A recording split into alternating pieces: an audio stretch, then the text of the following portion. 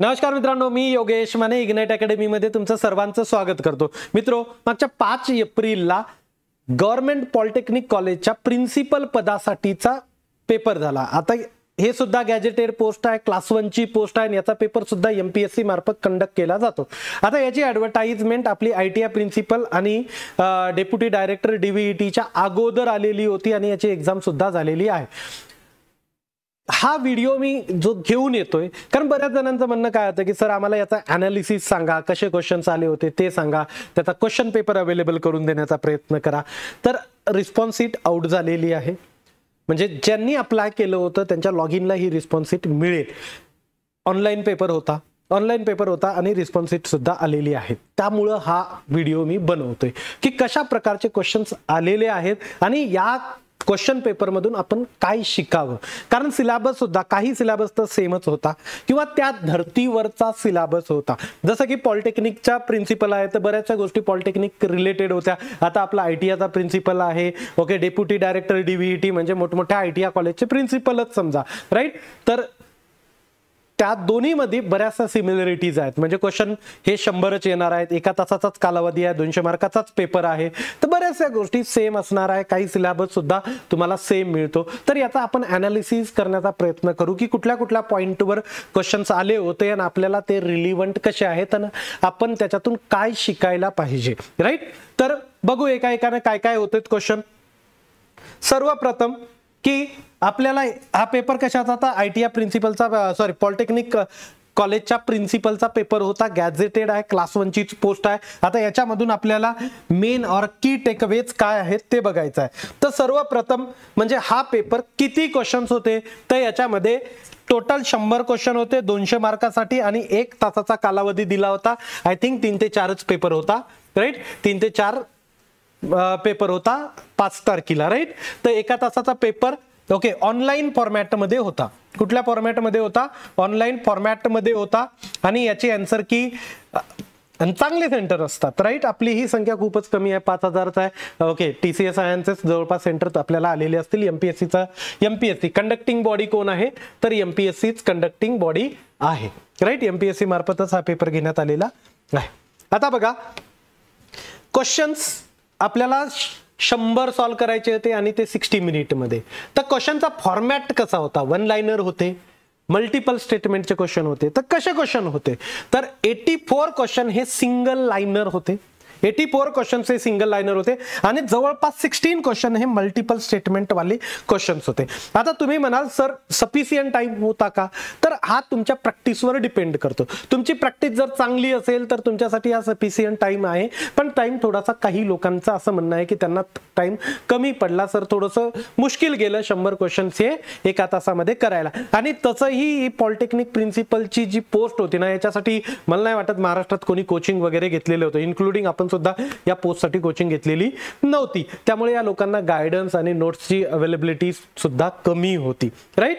ते एक अडचण होती. त्यामुळे सॉल्व करायला, क्वेश्चनचा विचार करायला हा थोडा कालावधी लागणार अशी सिस्टम होती. 84 क्वेश्चन सिंगल लाइनर आणि 16 क्वेश्चन मल्टिपल स्टेटमेंटचे पेपर एकाच शिफ्टमध्ये. आता आपली आयटीआय प्रिन्सिपलसाठी आपण बॅच टाकलेली आहे.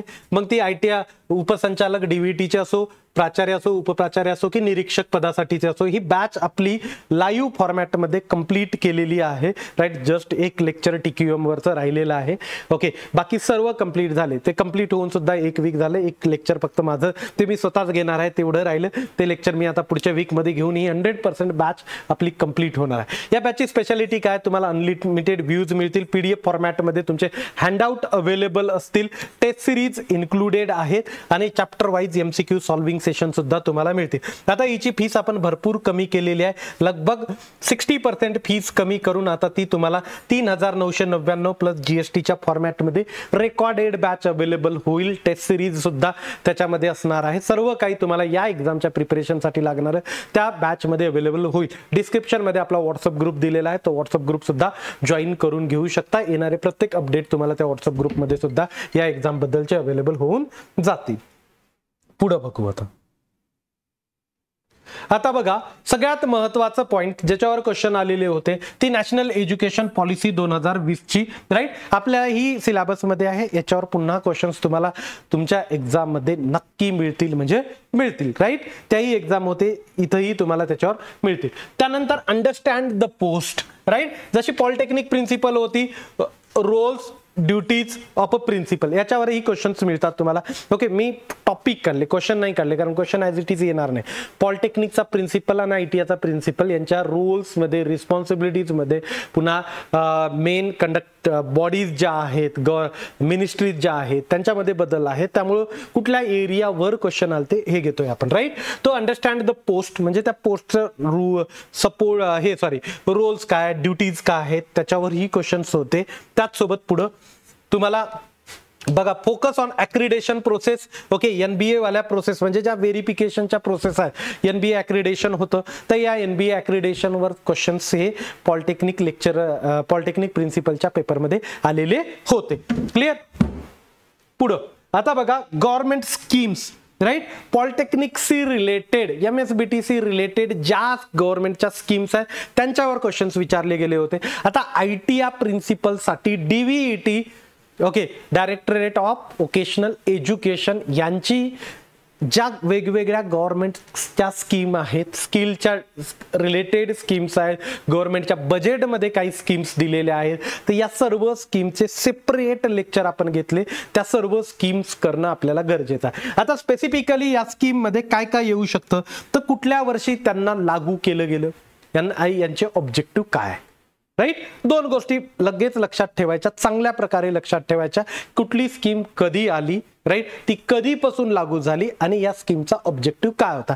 जर उदाहरणार्थ तुम्हाला पॉलिटेक्निक प्रिन्सिपलचं जर बघितलं मागचं, तर याच्यामध्ये त्यांना स्वयंवरचे क्वेश्चन, पुन्हा NCRF, NBA, त्यानंतर TQ यांच्यावर क्वेश्चन त्यांना ऑलरेडी विचारले गेले होते. आपल्याला ही स्कीमवर क्वेश्चन असण्याची पूर्ण शक्यता आहे,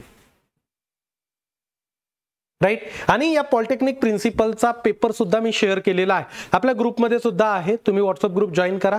येत्या 2 दिवसांना पुन्हा मी नवीन जे मेंबर जॉईन होत आहे त्यांच्यासाठी सुद्धा तो पेपर शेअर करेल. त्यानंतर ऍक्ट वरचे, आता बघा ऍक्ट सुद्धा तुम्हाला लक्षात ठेवायचे. आपल्याकडे आता फॅक्टरी ऍक्ट वर त्यांना 2 क्वेश्चन विचारले गेले होते. त्यांच्या सिलेबसमध्ये फॅक्टरी ऍक्ट होता. आपल्याकडे फॅक्टरी ऍक्ट आहे, वर्कमॅन कॉम्पेन्सेशन ऍक्ट आहे, अप्रेंटिसशिप ऍक्ट वर त्यांना 2 क्वेश्चन विचारले गेले. ते आपल्याकडे factory act, workman compensation act, त्यानंतर तुमचा अप्रेंटिसशिप ऍक्ट, हे आपल्याकडे ही ऍक्ट आहेत, राईट.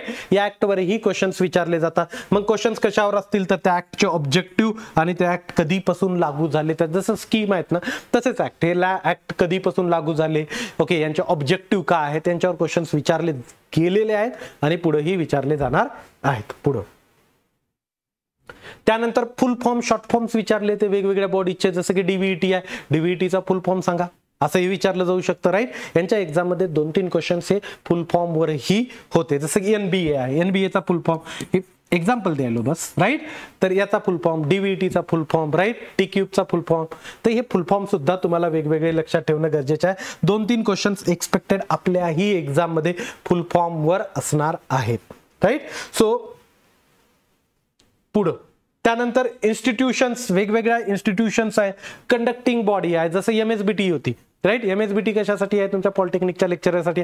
MSBT बद्दल भरपूर क्वेश्चन विचारले गेले होते.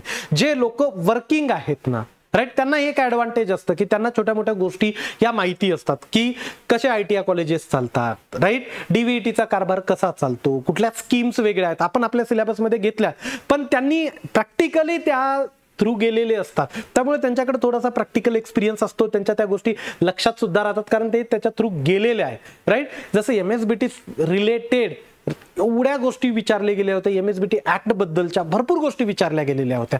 तसंच आता तुम्हाला इथं MSBT आहे का, तर नाही, तुम्हाला इथं DVET आहे, राईट. सो DVETचा कारभार पूर्ण कसा चालतो, बघा की जुन्या सिलेबसमध्ये आपल्या आहे ना DVETचं मॅन्युअल होतं, सिलेबसमध्ये DVETचं मॅन्युअल होतं. ते आता नवीन सिलेबसमध्ये नाही, पण आपण नवीन सिलेबसमध्ये आता ते व्हिडिओ सुद्धा DVETच्या मॅन्युअलचे ऍड केलेले आहेत, राईट. त्यामुळे ते जरी सिलेबसमध्ये डायरेक्टली कुठं मेन्शन नसेल तरी आपल्याला DVETचं मॅन्युअल हे करायचं आहे. मी पूर्ण कोर्स आता रिअरेंज करून ठेवलेला आहे as per the new syllabus, तुम्ही तो बघू शकता, राईट. त्यांच्या अपॉइंटमेंट कशा होतात, काय होतात, जे हेड्स आहेत डीव्हीटीचे हेड्स आहेत त्यांच्या अपॉइंटमेंट कशा होतात, बॉडीज कशी आहे, कोण कोण असतं, राईट. तर या सगळ्या गोष्टी. त्याचसोबत सर्वात महत्वाचं, remember one thing, all questions from the syllabus, no out of syllabus, right. जवळपास सर्व क्वेश्चन्स हे त्यांच्या सिलेबस मधूनच आलेले होते. आपल्याला सुद्धा आपल्या सिलेबस मधूनच येतील, त्या सिलेबसवरच फोकस ठेवायचा. आता डीव्हीटीचा मॅन्युअल वगैरे हे इनडायरेक्टली गोष्टी मेन्शन्स असतात, त्यामुळे आपल्याला त्याच्यावर सुद्धा फोकस ठेवणं गरजेचं आहे, राईट. पूर्ण टॉपिक आपल्याला व्यवस्थितपणे रीड करायचे आहेत. क्लिअर. मोटिवेशनल थेरीज दिलेल्या आहेत, जसं की काही ब्लूम्स टेक्झॉनॉमी आहे, त्यानंतर Maslow hierarchy of the needs आहे, राईट. तर अशा वेगवेगळ्या ज्या थेरीज आहेत ना तुमच्या सिलेबसमध्ये, ज्या थेरीज दिलेल्या आहेत त्या थेरीज व्यवस्थित रीड करा, त्यांच्यावर क्वेश्चन्स विचारले गेलेले आहेत, राईट. तर त्यामुळे ते व्यवस्थितपणे माहिती पाहिजे ते, राईट. युट्यूब चॅनल आपलं सबस्क्राईब केलं नसेल तर करून घ्या. पुढे येणारे प्रत्येक अपडेट मी तुमच्यापर्यंत घेऊन येत जाईल. आणि सर्वात महत्त्वाचं, आपल्या सिलेबसमध्ये जवळपास 250 तासाचं आता पूर्ण ती रेकॉर्डिंग आहे. ओके, व्यवस्थितपणे प्रॉपरली सर्व काही रीड करा, राईट. काहीही डाऊट असतील तर आपले सेशन्स आम्ही कनेक्ट असतो, आमच्यासोबत सुद्धा कॉन्टॅक्ट करू शकता.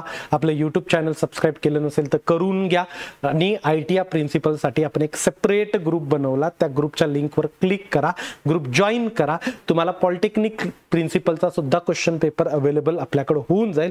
ग्रुप जॉईन करा, उद्या परवामध्ये पुन्हा तो शेअर केला जाईल. मी इथं थांबतो. Thank you so much guys for listening. Thank you so much.